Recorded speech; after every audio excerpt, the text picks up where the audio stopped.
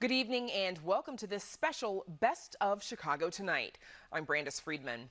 This evening, we head to the Chicago Tonight archive to bring you some of our favorite recent Chicago Tonight conversations and stories. And it all begins in just a moment, so don't go away. Chicago Tonight is made possible in part by Alexandra and John Nichols, the Jim and Kay Mabey family, the Polk Brothers Foundation, and the support of these donors.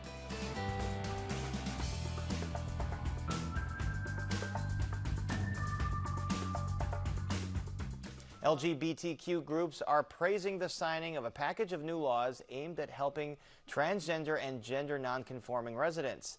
Two of the laws aim to ease the process of changing one's name or title on official documents. Senate Bill 139 allows the removal of gendered language on marriage certificates, and House Bill 2590 allows for a person to get a new marriage certificate to reflect a legal name change. And joining us to hear more about these bills are State Senator Sarah Feigenholtz, whose district includes the north side of Chicago, and Shannon Parker, Director of Strategic Partnerships with Howard Brown Health. Welcome, both of you, back to Chicago Tonight. Senator Feigenholtz, good to have you. Senator Feigenholtz, walk us through these two laws, if you would. Okay, happy to do that. Two bills. First of all, Paris, you should know that Illinois, who usually brings up the back of the train, is the second state in the country to have done both Senate Bill 139 and House Bill 2590. Senate Bill 139 is about being able to change your gender markers on your marriage certificate, even retroactively. And well, actually, to change it from husband and wife to non-binary or whatever a person chooses. The second bill allows you to retroactively change your gender on your marriage certificate. And Shannon Parker, how significant are these changes in Illinois law to the trans community and to the community at large? Oh my goodness, how aren't they? You know, as the senator was saying, when you think about these bills that were passed, really what they do is they remove more burdens, right? They remove more injustices and barriers that trans folks in particular face on a day-to-day basis. When we think about the LGBTQ family, right?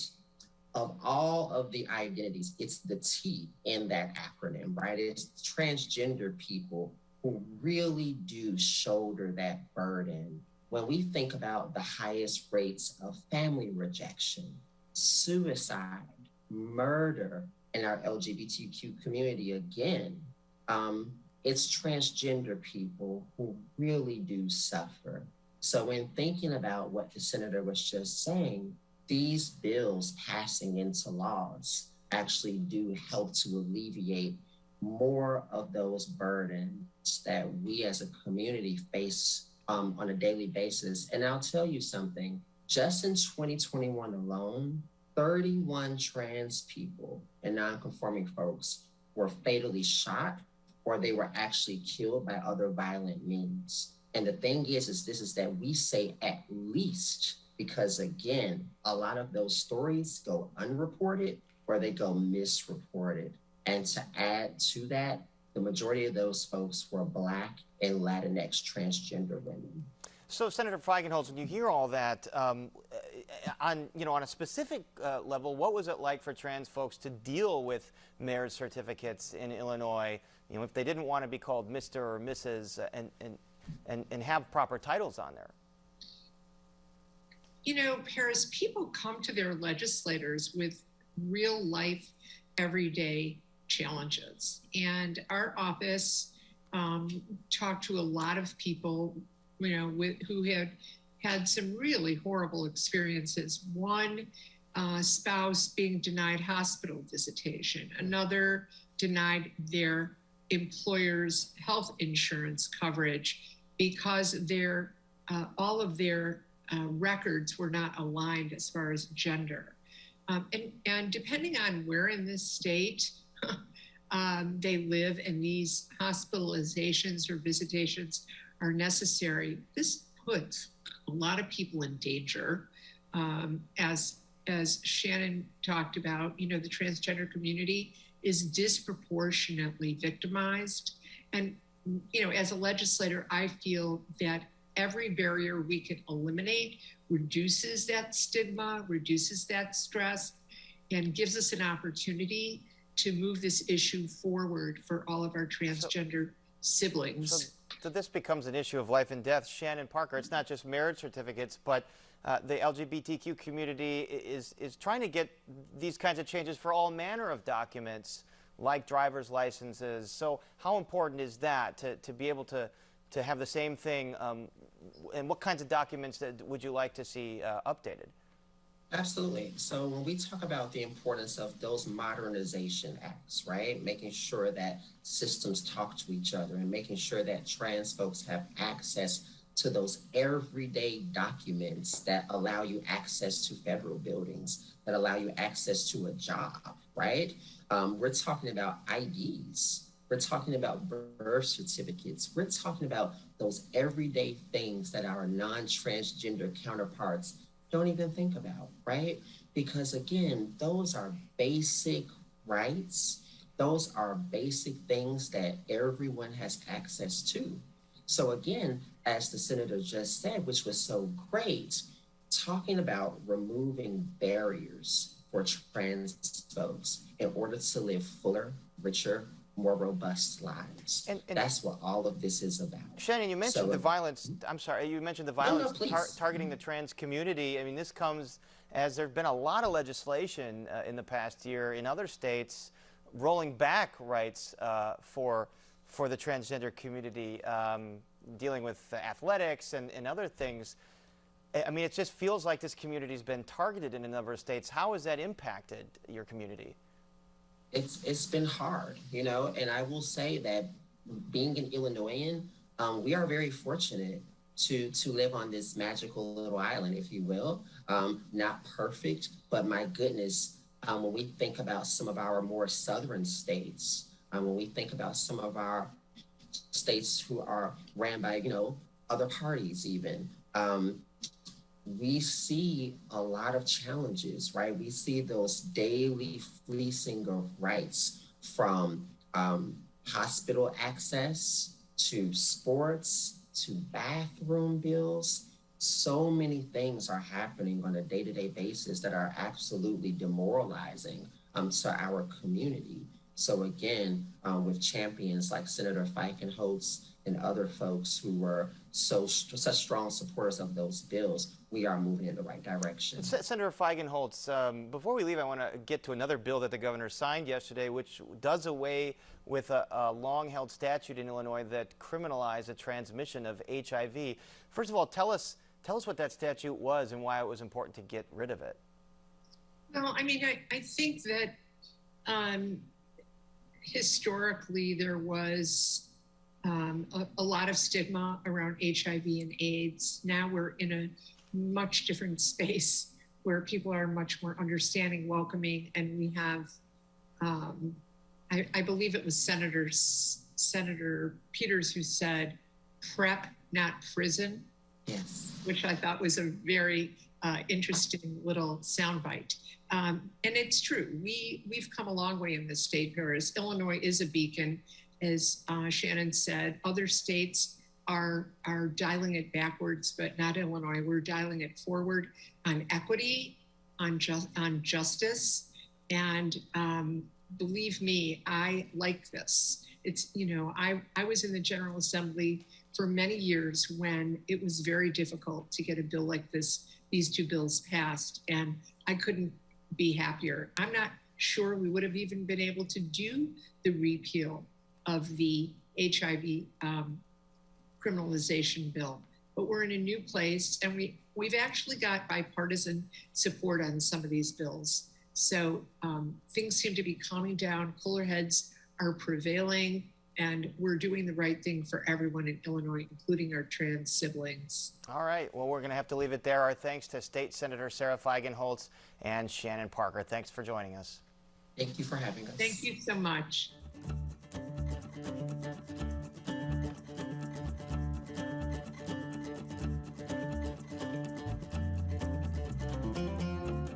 More women are dying in U.S. jails. In 2000, women accounted for about 10% of jail deaths. In 2018, that number grew to 16%. And black women are overrepresented in the nation's jails and prisons. It was 6 years ago this month that Chicago area native Sandra Bland was found hanged in her Texas jail cell after a traffic stop led to her arrest. Joining us to talk about what women, particularly women of color, face in the carceral system are Nika Jones-Tapia, a psychologist and the managing director of Justice Initiatives for Chicago Beyond. She also served as warden for Cook County Jail between 2015 and 2018. Willette Benford, decarceration organizer at Live Free Illinois. She was incarcerated for over 2 decades. And Celia Colon, founder of Giving Others Dreams. She is also formerly incarcerated. And thanks to all of you for joining us to discuss this issue. Nika Jones-Tapia, let's start with you, please. Welcome back to Chicago Tonight. What factors contribute to the increasing mortality rate of incarcerated women? First, I'd like to just paint the landscape of what we're talking about here. I think it's important for people to know that even though the number of women who are incarcerated is relatively small compared to men, the rate of incarceration for women has increased almost 700% in the last 40 years. And unfortunately, policies and procedures in these correctional systems have not increased with that rate. Women are often overlooked when we talk about programs and treatment and access to healthcare within these systems because the number is relatively small compared to men. And then correctional systems as a whole are catastrophically dark places. You know, they disconnect people from everything that they know and love. They drain hope out of a person's life. They're dark, and people, especially women, and especially Black women and women of color, are overly exposed to trauma within these systems, like sexual violence and physical violence. Willette, what challenges do women, and particularly Black women, what do they face in prison and jail?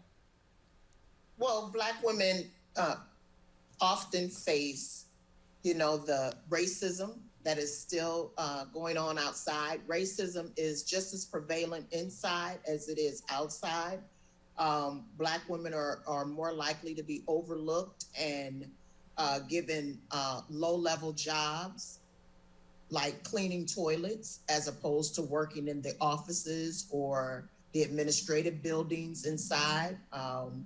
Being inside, I had to fight for women of color to get a job that afforded them more money, days off their sentence, and also a 2-man cell, which was often given to white women. They had only hired 2 women of color in 5 years before I wrote a 6-page grievance on racism and discrimination. After that grievance, they began to hire women of color at a rapid pace. So obviously, and it sounds like there's a lot that goes on there. So 80% of women in prison are mothers. More than 60% are mothers to children under the age of 18. This is according to the Sentencing Project as well as the Prison Policy Initiative. Celia, how does incarceration impact the family unit and a person's experience with the criminal legal system? One of the most horrific things that has happened to our nation. There's plenty of data that shows time and time again that incarceration does not make communities any safer. It doesn't stop the violence. If anything, it creates more violence and more chaos because there's more people that are catastrophically harmed, and it creates generational harms, generational barriers. There's children, innocent children across this nation that are paying for debts that they do not owe. There's children that are being blocked. There's parents, mothers that are being blocked from their children's lives. We're not allowed somebody with a record to be a parent. And what I mean by that, inside the school systems, if you have a record, you cannot volunteer, you cannot chaperone, you cannot do anything but pick up a report card. So therefore, that's creating the prison to pipeline. That's creating a disconnect between the child and the parent. And there's a lot of that that's going on. There's jobs that you can't get if you are tied to someone who has a record. That's even working in the police work, working for the FBI, you know, a lot of schools. I am someone who got my record sealed. I did what America said to do. I've been home for over 21 years, been giving back to my community, served people that are harmed the most, had my record sealed, but yet I still don't have all my civil rights back. I still can't run for office. I still can't work at school. There's a lot of things that I still cannot do, and that's what we're here to talk about, ending generational harm, really looking at the impact of what this does to children. Our future leaders are being destroyed before even given a chance. And Now, Miranda, we mentioned this. Add that, Go ahead, you know, Nika. we know that there's an overwhelming number of people who are incarcerated who are parents, men and women. But what makes the experience of women unique is that most of them are the sole caregivers for their children.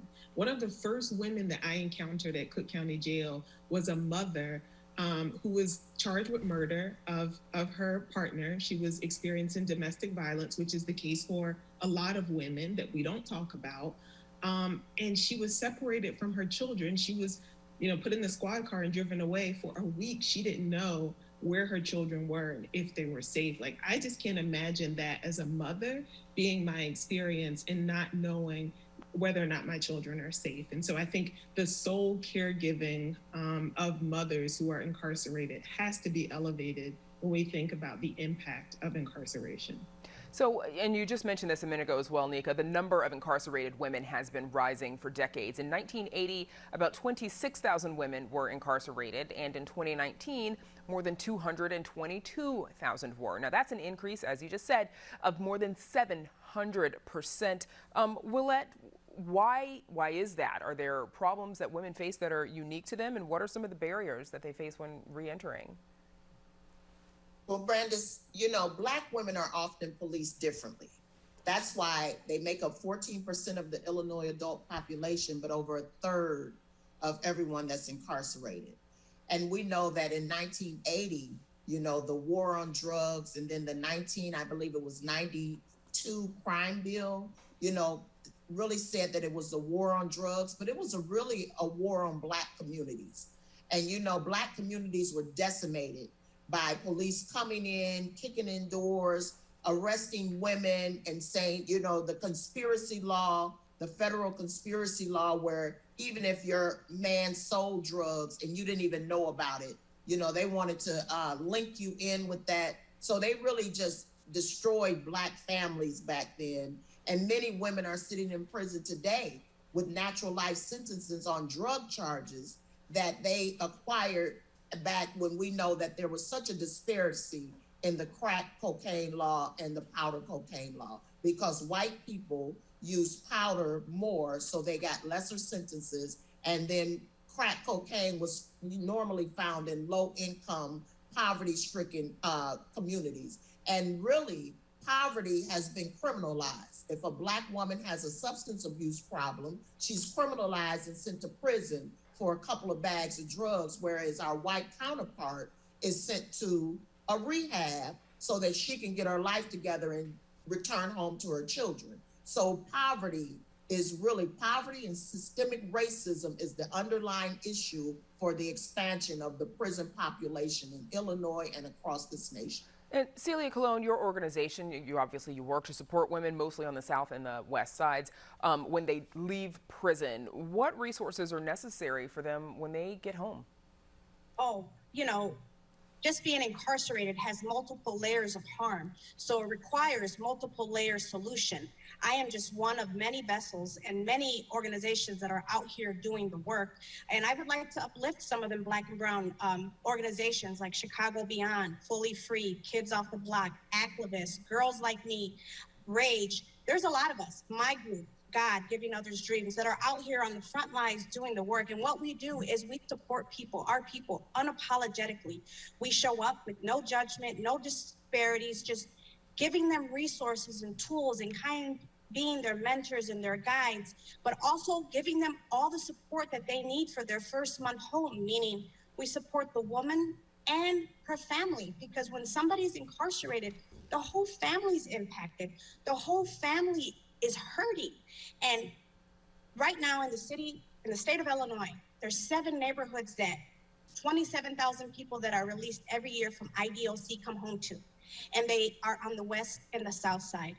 And the economics in our communities haven't changed. The opportunities in these communities haven't changed. The lack of resources in these communities haven't changed. So it's up to us to show up for each other and to bring the resources. So we serve the women with what's called a We Win Welcome Home package, because when we invest in women, we win. We win is actually where we're going to have to leave it. My thanks to all of you for joining us. Nika Jones-Tapia, Celia Colon, and Willette Binford. Thank you. Thank you.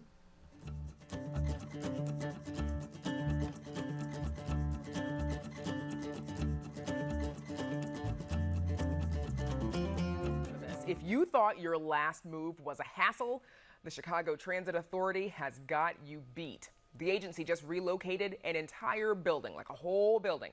WTTW News reporter Patty Wetley joins us now to explain. Patty, this is a good one. The CTA, they tweeted video of moving a building 26 feet. Why in the world did the CTA want to move a 1,000-ton structure? You know, this building, it's 127 years old, and it has kind of been a thorn in the CTA's side for like 100 years now. And the rails have always had to curve to go around this building. So as part of the Red Purple Line modernization project, they're moving this building so that they can, you know, have a straight shot of those tracks and move trains more efficiently and faster along that portion in the Lakeview neighborhood. And how unusual is this in Chicago? Well, you know, Chicago was pretty famous for being able to move buildings. Back in the 1850s, we more or less like raised the entire city up anywhere from 4 to 14 feet. During the Depression, there was a famous case of a church being moved up in the Lincoln Square Ravenswood neighborhood. So it's something that we know how to do. But certainly the advantage here is that this historic building, which is part of a landmark district, was able to be preserved. A little bit of the old Chicago being preserved alongside the new CTA tracks. Okay, keeping it interesting as always. Patty Wetley, thank you so much for joining us. Thanks, Brandis. And you can read Patty's full story on our website. That's WTTW.com/news. Don't ever miss Chicago Tonight. Subscribe to our podcast. Get a daily download of our show delivered to your desktop or mobile device. Go to WTTW.com/Chicago Tonight podcast and subscribe. There's a farm just north of the city that's working to preserve an art form we'll see at the Tokyo Olympics. Arts correspondent Angel Edow takes us to Temple Farms and the Lipizzan stallions. They're teaching to dance. We're trying to keep the art form alive. We're trying to keep the training and the history involved into current day. We're one of the few places still doing it. It's at Temple Farms in Old Mill Creek, Illinois, that a rare horse breed known as the Lipizzan stallion is trained in dressage, or a form of equestrian riding. They all have different styles, different techniques. We have work-in-hand horses, long-rein horses, horses that are in the quadrille. This horse is the solo horse. So he shows all the movements of the high school in front of the crowd by himself. So we always take some of our most talented horses and develop them into solo horses. Now, it's usually about 4 years before a Lipizzan stallion, like Cookie here, begins their formal equestrian training.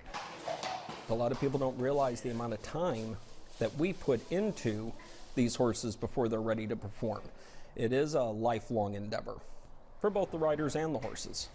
Now, the relationship is built over a 5 to 6 year period, with trainers working with the horses for about an hour a day. Once they've got their routines down, it's showtime. In the center, we have Aurelia. She's a 16-year-old mare with very unusual markings. The show? Weekly dance recitals, of course. It's the newest educational opportunity offered by Temple Farms, where attendees can learn more about the art form. This breed was established 400 years ago. Beginning with the youngest of our herd, our foals, we moderate basically what it is about the Lipizzan horse that enables it to do what we call dancing, which is dressage. So we actually show from young horse to intermediate horse to advanced horse what it is that the rider's doing. Program Director Esther Bonanno narrates these weekly recitals. And while she's not a trainer, Bonanno says it's both the horse's natural ability and curiosity to adapt to this art form that makes her proud to educate people on this historical legacy. These stallions learn to work with one another, next to one another. They learn to not just move on straight line in circles, but to cross their legs over in really elegant ways. We even do a pirouette in dressage, so that rather than doing a circle on a straight line, they are now doing a circle, carrying themselves on their hind ends. And then what we even do here at Temple Lipizzans, which is not done anywhere else here in the country, is the airs above the ground. And these are former battle maneuvers stylized into an art form where you actually see horses jump up off of their feet and kick in the air. I love it. Show attendee and former rider Kathy agrees. She says to witness the Lipizzan stallions perform in person is truly a once-in-a-lifetime experience. They emanate a presence and an energy and a power. And to see the way they listen to their trainers, I don't think that you can ever fully capture classical riding unless you're right here. For Chicago Tonight, I'm Angel Ito. If you are interested in learning more about how the Lipizzans dance, classes continue through the beginning of September on select Wednesdays, Saturdays, and Sundays.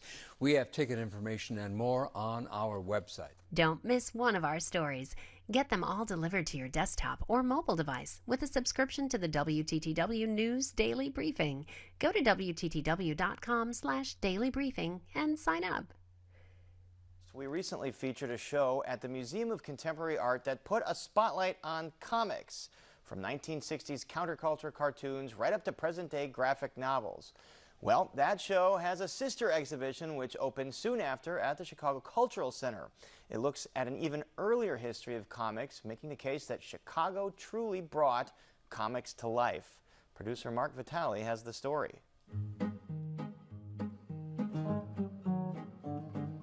At the Cultural Center, the curators walk through their cartoonish creation.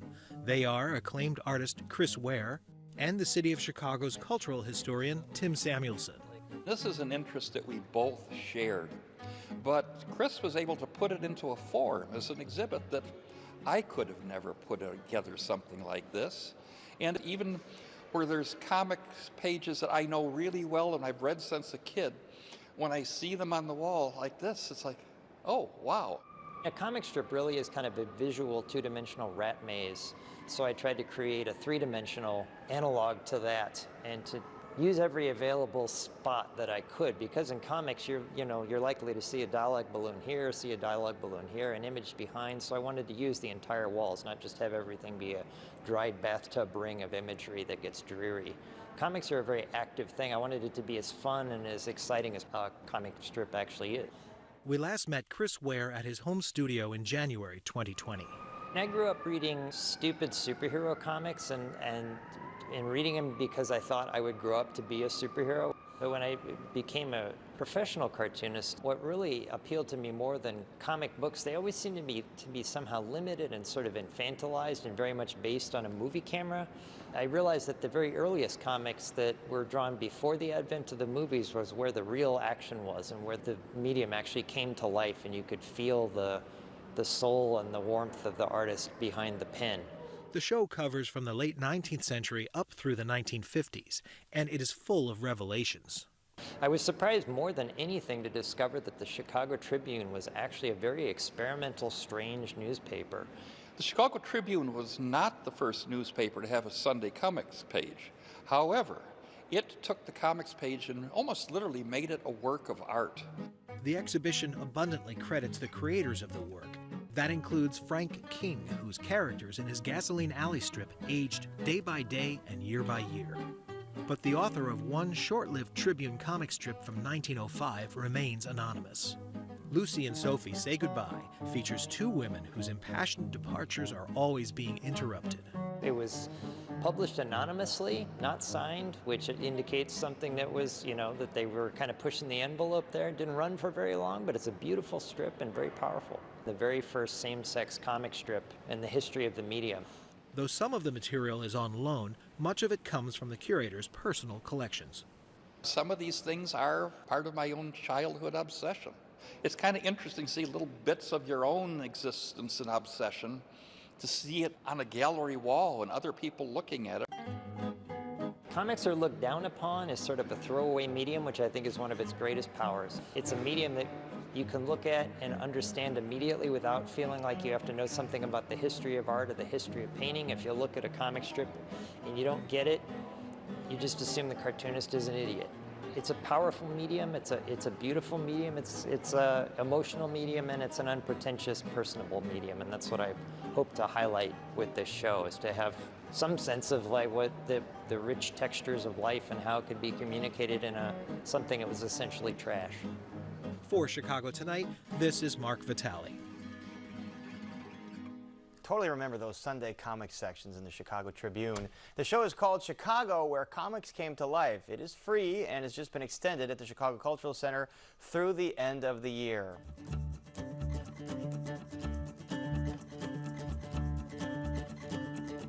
It's probably hard to believe that it has been nearly 5 years since Hamilton opened in Chicago with a dedicated cast. It ran for more than 3 years, closing in January 2020. You guys remember.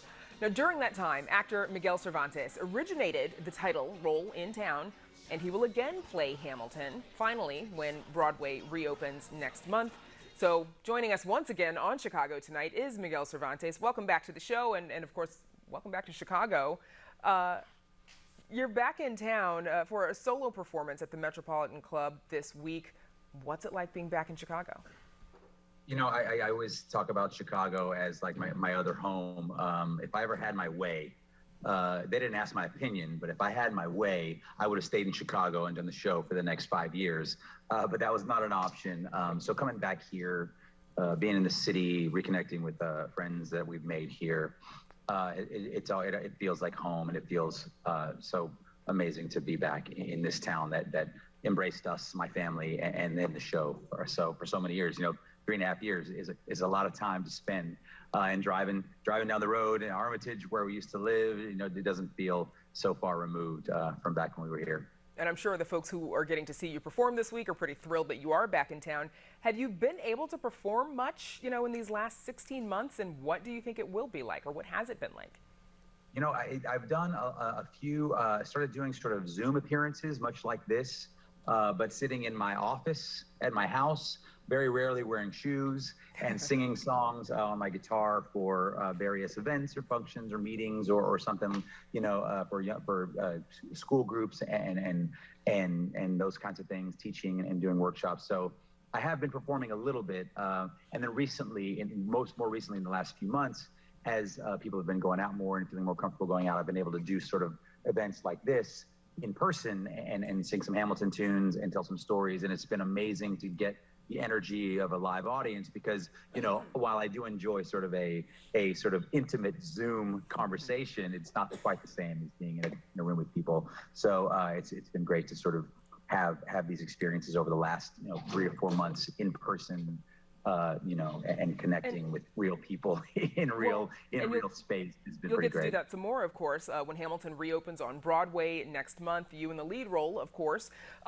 You've had opening nights before, but how do you think this one is going to be different?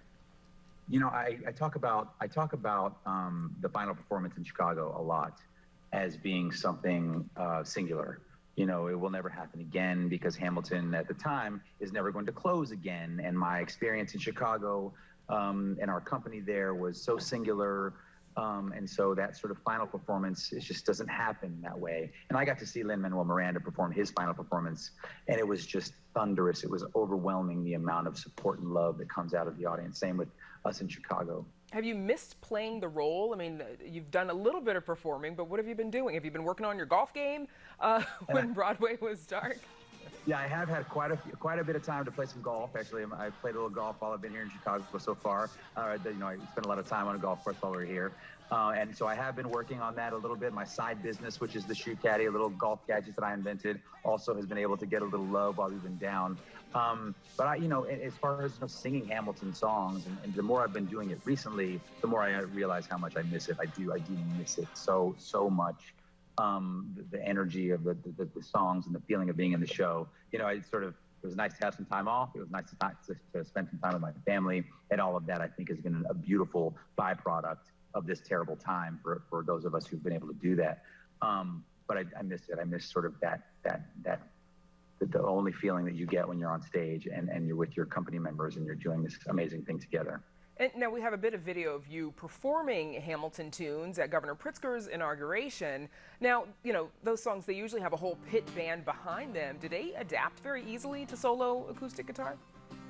Yeah, I sort of thought of, I like playing the guitar, sort of messing around. I'm no sort of Eric Clapton on the guitar or Jimi Hendrix or anything like that, but I sort of enjoyed sort of messing around and finding ways to play the songs that I could do, and they work really well, and it feels cool to have a different vibe.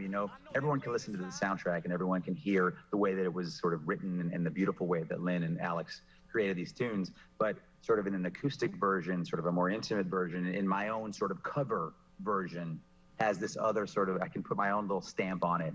And so I find it, and then the tunes, the melody on the guitar may be a little different than what the melody in the show is. So it kind of feels like a reinterpretation. And so it is kind of a cool, and the Governor Pritzker's inauguration was one of the first times I had done one of these sort of ham jams, as I like to call them, on the guitar. Ham jams. And Miguel, before we let you go, I think it's fairly widely known here in Chicago that you and your wife Kelly sadly lost your daughter Adelaide at the age of 3. How have you and your wife kept her memory alive through the work that you do with Cure and the Epilepsy Foundation? We have sort of continued to find ways to engage with the community with Cure here in Chicago.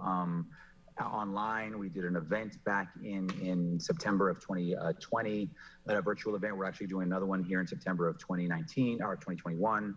And also these appearances that I've been able to do, I very much focus on the work that we do with Cure and the work that they're doing. And that's how we, as it's almost been 2 years coming up in October since we lost her, we are continuing. My wife is going to be, Kelly is going to be the board chair of Cure this coming quarter, or whatever they call it in the nonprofit world. She'll be taking over as the board chair. So we're fully committed, and as we get back going on Broadway, we're going to double our efforts to make sure that the work that they've done and the work that we've helped them to do is pushed forward. So that's how we've done it. My wife actually wrote a book. Kelly wrote a book about our experiences here in Chicago and the work that we've been trying to do. So our efforts are doubled at least over the last 18 months, and then. And we miss her, and we grieve for her, and so that will strengthen our resolve. I'm sure, and of course we're sorry for your loss, and thank you for joining us and for talking about her, and of course about your work. Best of luck in the work that you're doing, and of course break a leg. Miguel Cervantes, thanks so much for joining us. Thank you so much.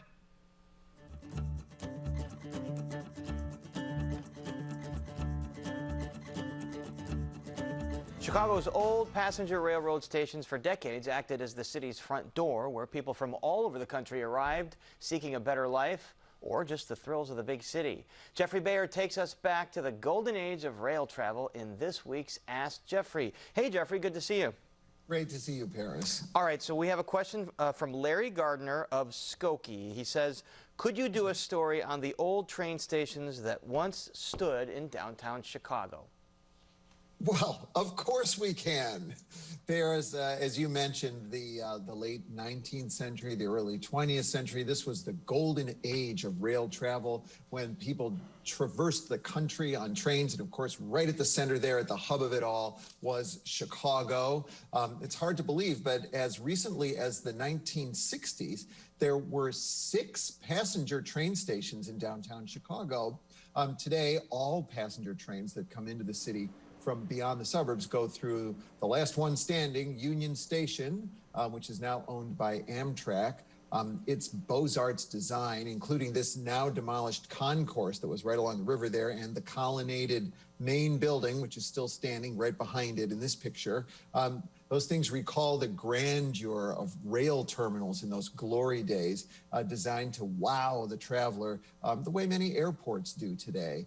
That was certainly the goal of another neoclassically designed terminal. Check this one out, owned by the Chicago and Northwestern Railway, very neoclassical Beaux-Arts, and it stood at what is today Ogilvy Transportation Center, which is operated by Metra. That station included ornate concourses, waiting rooms, even dedicated spaces for barbers and hairdressers, you know, people traveling across the country. The Chicago and Northwestern Railway traced its roots to Chicago's very first railroad, the Galena and Chicago Union, established way back in 1848 by Chicago's first mayor, actually, William B. Ogden. Certainly the golden age of travel there. And then another key player, of course, you hear references in pop culture all the time, the Illinois Central. Oh, absolutely. That company billed itself as the main line of mid-America, and it was a dominant player both in passenger and freight rail. Their main passenger terminal was called Central Station, and it once stood just south of Grant Park, right on the lakefront there. The railroad built this mammoth terminal in 1893, in part to accommodate the influx of visitors that were expected for the World's Fair that year. You'll notice almost all of these terminals have clocks or clock towers, so people hurrying to catch trains didn't have to fumble around for their pocket watches. That's, of course, if they had watches at all. Central Station was also an important point of entry for many African Americans who came to Chicago from the South during the Great Migration. And like so many of its contemporaries, Central Station met the wrecking ball, in this case in the mid-1970s after Amtrak diverted their trains to Union Station. But there is still an active platform at 11th Street serving the Metra electric line. And I would gather it's the inspiration for that residential development around there, Central Station, which I believe Richard M. Daley lived there for a while. And You're right. This is not to be confused with Grand Central Station, of course, right? No, that's right. And yes, we had our own Grand Central Station here in Chicago. So not New York's wasn't the only one. Ours was at Harrison and Wells on the western edge of the Loop, right along the river for about 80 years. It was just north of, if you know where River City's development is today. Traffic declined at Grand Central after World War II. This photo with the Board of Trade there in the background was taken in 1967. At the end of the station's life, it was torn down in 1971. And this is one of several places in the city where abandoned railroad land is being redeveloped. During construction of the new development on this old site, buried stones from Grand Central Station were actually unearthed, and they've been repurposed for a river walk. One Chicago train station that actually is still standing, so in addition to Union Station, is Dearborn Station in the South Loop, although of course it's not a train station anymore. And you can see its clock tower visible all the way from the north side of the loop, looking south down on Dearborn. But what happened to the top of that clock tower? Take a look at this early photo and you'll notice it once had this huge wooden Flemish roof on top of it. But in 1922, it caught fire. Look at these incredible photos from the scene as crowds gathered, and luckily firefighters were able to save the building, but not that tower roof. In the 1970s, most of the train shed was demolished, but the facade and portions of the terminal were preserved as part of a mall serving Printers Row. The building is still called Dearborn Station, and in fact, Paris, as you just pointed out, many old stations live on in the names of new developments. The one you mentioned, Central Station, just south of Grant Park, where Mayor Daley used to live, and then a new apartment building at Harrison and Wells is using the Grand Central name. The ghosts of Chicago's rail past still around. All right, Jeffrey Bayer, thank you so much. My pleasure. And don't forget, you can visit our website for more details about Chicago's old passenger rail stations. And while you're there, don't forget to submit your own question to Jeffrey Bayer. And that's all at WTTW.com/AskJeffrey.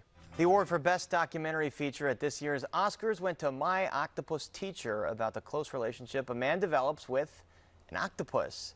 That got our own Jay Shefsky thinking about a cross-species encounter of his own just last fall. Here's Jay. This started like a lot of my favorite days, in a kayak on a quiet river.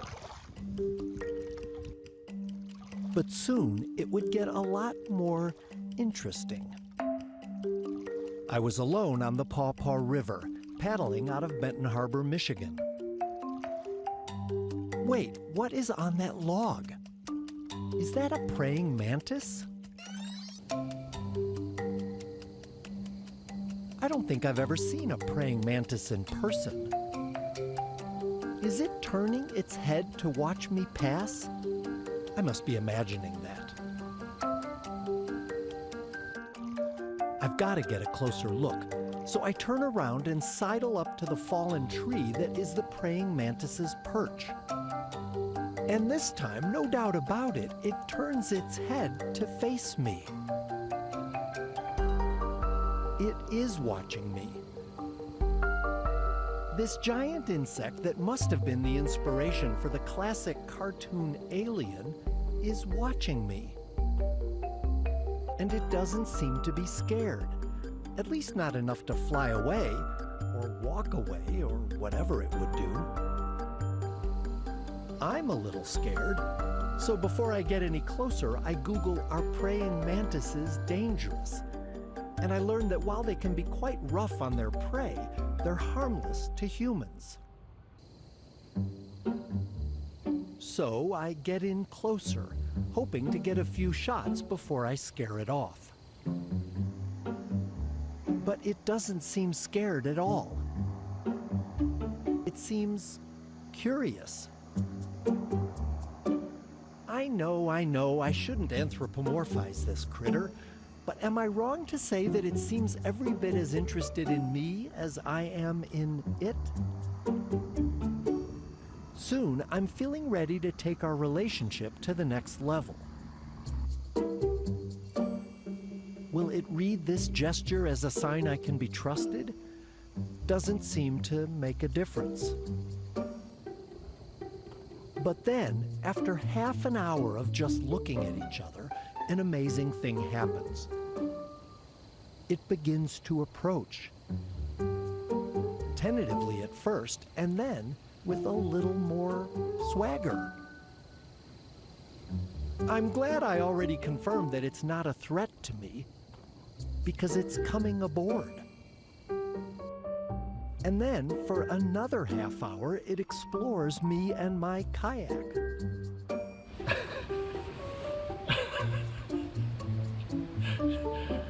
This is totally wild.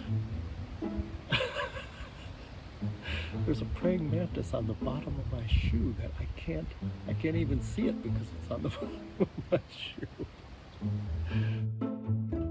It makes itself quite at home on this new perch. And soon it's ready to make the move to my hand. That is the wildest thing. But now I am in be careful what you ask for territory. Because while I know that this thing won't hurt me, it's tough to keep my cool as it moves from my hand to my arm. Oh, that's getting a little creepy. Ooh, jeez. Even though I get it back to more comfortable territory, this giant insect still wants to be better friends. And then, as it explores me, it manages to find the one place I can't film it, on my hand that is holding my phone. This is inches from my face, sitting on the phone that is taking this picture of me. It is magnificent.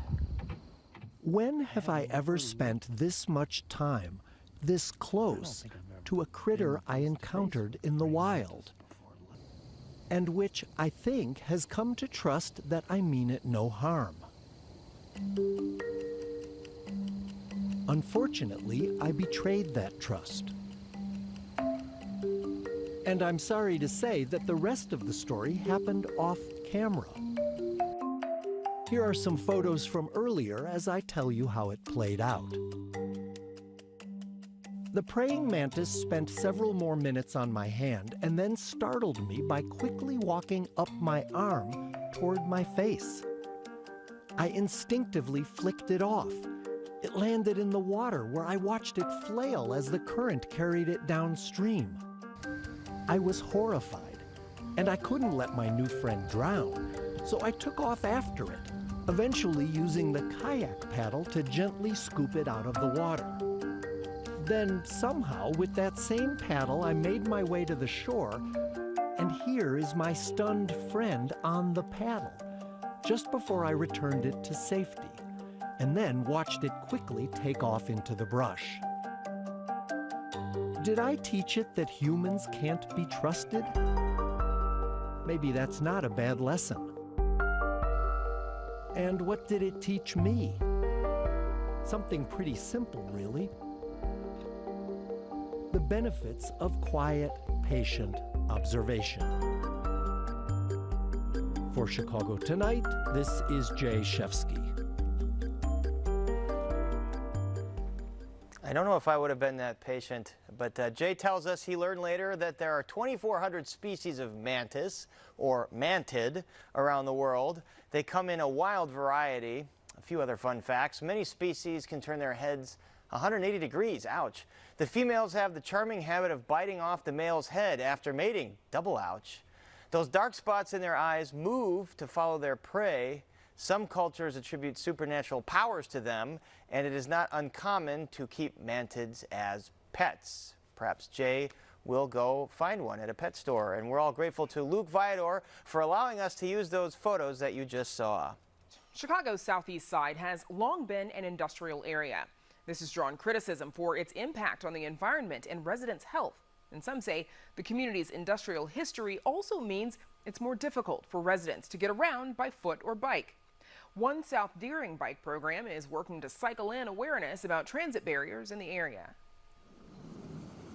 Parts of Big Marsh Park used to be a dumping ground for waste from steel mills on Chicago's southeast side. Since then, the Chicago Park District has worked to restore the area's nearly 300-acre natural space. And the nonprofit Friends of Big Marsh has worked to develop the area for eco-recreation. Today, it's also a bike park. Oh, I love the pump track. Actually fell, but it made it better because I was like, okay, well, I know just to go faster and don't stop. But the southeast side's storied industrial past and present make it hard for locals to access the park and get around their communities. While being surrounded by 5 communities, it is largely inaccessible. It was really designed to be accessed by heavy industry 50, 60 years ago. Since the park's opening in 2016, Friends of Big Marsh has focused on finding ways to connect residents with the natural space and its biking opportunities. In 2019, it created the Big Marsh Bike Ambassadors program. It teaches teens in the area about bike mechanics, safety, and how to navigate through their communities. I teach them the basic bike mechanics, like how to fix a flat, how to adjust their handlebars, their seats. But the cool part about the program is I actually get the teens out on bikes and in helmets, and we get to visit different community locations. They also bike around Big Marsh Park's trails and pump tracks. The good thing about the pump track, though, is it's designed for beginners like you and me. The program meets 4 days a week, 2 online and 2 in person, as it transitions from a completely virtual program last summer amid the coronavirus pandemic. Byron White says through the program, he's learned how to prepare for a safe bike ride. I was really young, don't know what you're gonna expect when you're riding a bike. You might think your bike good, and tire might pop, gear might stop. The teens also learn how to build bikes. I didn't know exactly how to build a bike until Chantel taught me, and I was like, oh my God, what is this green stuff? It's actually for the seat. Project coordinator Chantal Handy hopes the program will bring attention to transit barriers on the southeast side. This is a highly industrial area. 18-wheelers are definitely a problem. While we do have biking lanes on Stony Island, it gets a little dangerous when you're alone on that path and you see like 2 trucks riding like side by side and you're just on your bike trying to hang on. When we visited, Raymond Weldon was getting ready to take his first ride through traffic with the program. I'm kind of excited, but I'm a little scared to do it since there's like 1,000 tons of heavy metal machines riding right past me. Maria Tennyson says traveling between communities on the southeast side requires bikers to be aware of their surroundings. It's mainly a big road, so it's like we have to mainly focus on our surroundings. We gotta get to know the place, and sometimes we'll have to go on the sidewalk and ride through there. Tennyson says she plans to continue using the skills she learned from the program long after it's over. Once I learn everything from here, I could take it on, and then if I have like my little siblings want to ride a bike and they don't know how to do that, I teach them how to do that. And that'll do it for this evening's Best of Chicago Tonight. I'm Brandis Friedman. Thank you for watching and have a good night. Chicago Tonight is made possible in part by Alexandra and John Nichols, the Jim and Kay Mabey family, the Polk Brothers Foundation, and the support of these donors.